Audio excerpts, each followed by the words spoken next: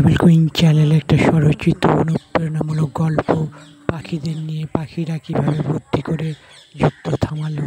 Last পর্যন্ত আপনারা গল্পটা শুনবেন এবং কেমন লাগলো লিখে পাঠাবেন।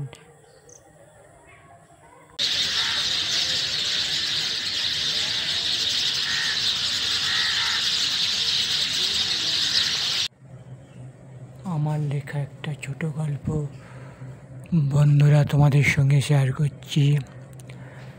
একদিন আমাদের চিল একদিন দেখতে পেল একটা পাখি ছটপট করছে। তখন চিল আমাদের এখানে টিয়া, শালিক, কাকাতুয়াকে একসঙ্গে নিয়ে গিয়ে পাখিটাকে সেবা করে শুশ্রূষা করলো। পরিযায়ী পাখিটা বলল, আমাদের দেশে যুদ্ধ চলছে, ঝলসে যাওয়ার আগে ছুটে ছুটে সে আমাদের দেশে এসেছে। তারপরে আমাদের এই পাখিদের কিছু কথা বলল, যুদ্ধের কথা। সেখানে অনেক অনেক পাখি মারা পড়ছে। সে কোনো রকমে প্রাণ নিয়ে চলে এসছে পরিযায়ী পাখি। তখন আমাদের এখানে পাখিরা শালিক, ময়না, টিয়া, কাকাতুয়া, বুলবুলি, তারপরে বাজ সবাই মিলে ভাবতে লাগলো, একটা সভা করলো যে কী করে যুদ্ধ থামানো যায়। কিন্তু পাখিদের তো সেভাবে ক্ষমতা নেই, কীভাবে যুদ্ধ থামাবে। ময়ূর সবাই মিলে কাকাতুয়া বলল যে সে যুদ্ধ থামানোর একটা বুদ্ধি দিতে পারে কি করে। তখন সে সবাই মিলে বলল, যদি আমরা জোনাকির কাছে যেতে পারি তাহলে জোনাকিরা যুদ্ধ থামাতে পারবে।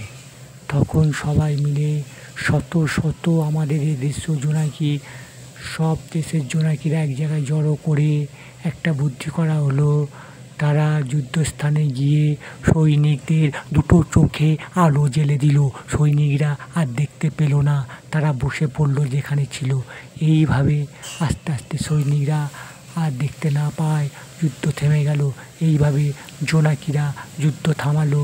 আমাদের পাখিরা জোনাকি সকল জোনাকিকে শুভেচ্ছা জানালো আর যুদ্ধ থেমে গেল।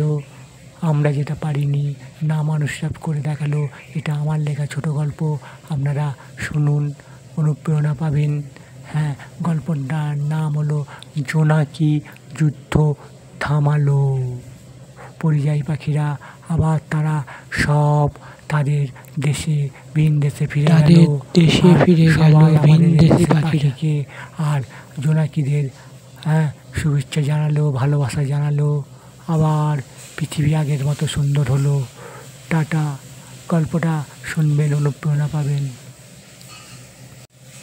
আর সেই সঙ্গে টেবিল কুইন চ্যানেলটা সাবস্ক্রাইব করবেন, বেল আইকনটা প্রেস করবেন, লাইক করবেন, শেয়ার করবেন।